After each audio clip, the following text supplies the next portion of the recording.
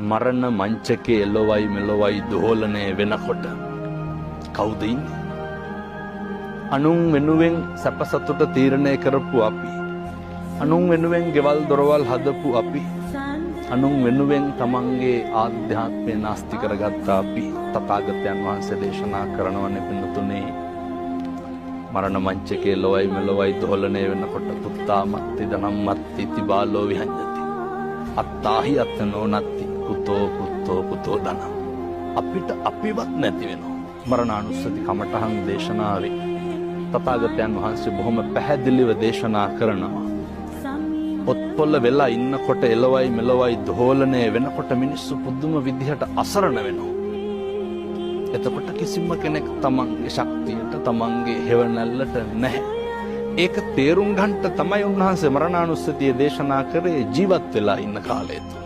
මිනිස්සුන්ට පුළුවන් නම් මේ කාරණේ ජීවත් වෙලා ඉන්නකොට තේරුම් ගන්න.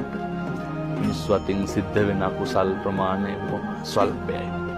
මේ කාරණය දැකපු මනුෂ්‍ය ආත්ම භාවයේ දුර්ලභකම දැකපු ශ්‍රීනාශ්‍රවයන් වහන්සේලා, මහ රහතන් වහන්සේලා, බෝධිසත්වයෝ, බුදු මේක කොච්චර අපූර්වට පරිස්සම් කරාද?